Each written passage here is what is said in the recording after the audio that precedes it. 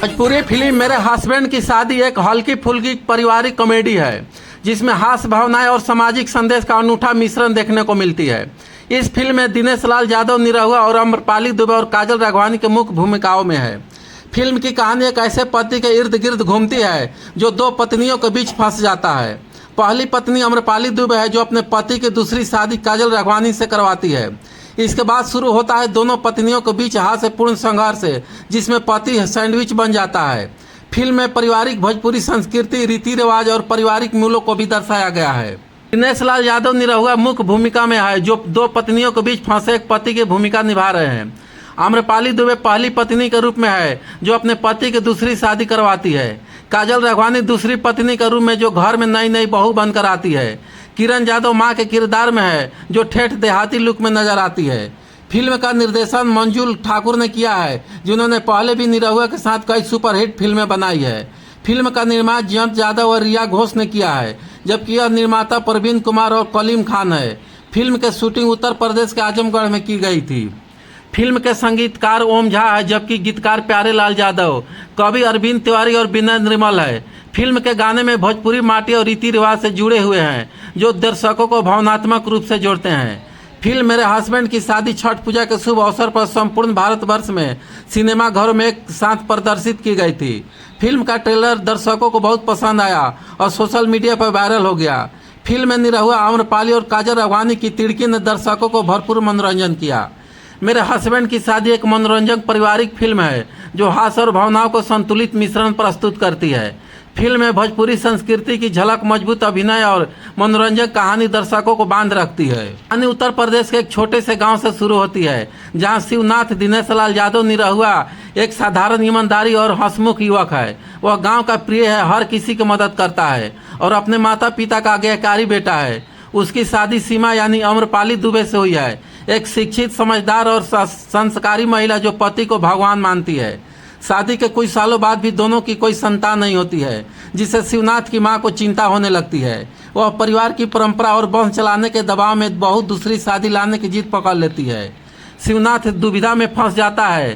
पति जो दोनों पत्नियों के बीच संतुलन बनाए रखने की कोशिश करता है।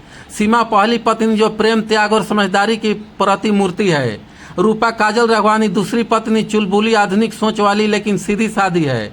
माँ किरण यादव यानी परंपरावादी सास जो वंश वृद्धि को सबसे महत्वपूर्ण और बड़ा धर्म मानती है। सीमा और शिवनाथ का वैवाहिक जीवन सुखी है लेकिन संतान न होने की वजह से समाज के ताने और सास की नाराजगी बढ़ने लगती है। सीमा डॉक्टर से इलाज करवा रही होती है लेकिन समय लग रहा होता है। तभी एक दिन गांव की पंडिताई एक भविष्यवाणी करती है कि दूसरी शादी करने से संतान सुख मिलेगा। शिवनाथ इस विचार से आहत होता है लेकिन सीमा अपने पति के भविष्य और परिवार के दबाव को देकर खुद ही दूसरी शादी करने की अनुमति दे देती है।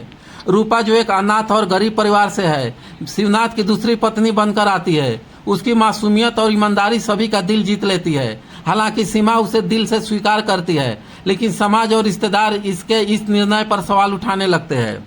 अब घर में दो पत्नियां हैं, एक सहजने वाली और एक खिलखिलाने वाली। शिवनाथ दोनों के बीच पिसने लगता है। यहीं से शुरू होता है हास्य का तड़का।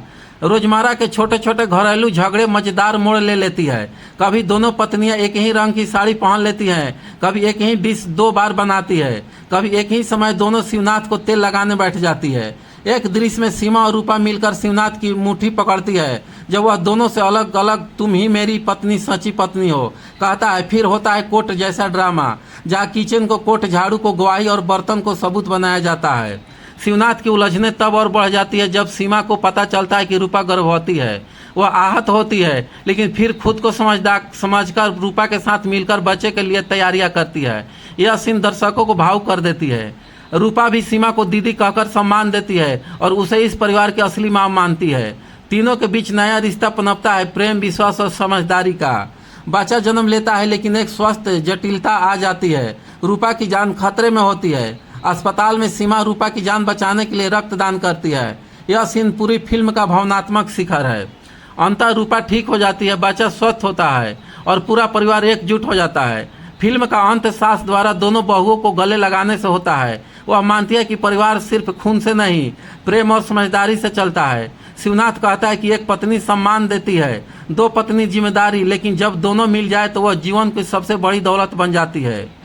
फिल्म अंत में यह संदेश देती है कि स्त्रियों में त्याग, धैर्य और प्रेम की शक्ति होती है और एक परिवार तभी मजबूत होता है जब वो हर सदस्य दूसरे को समझे।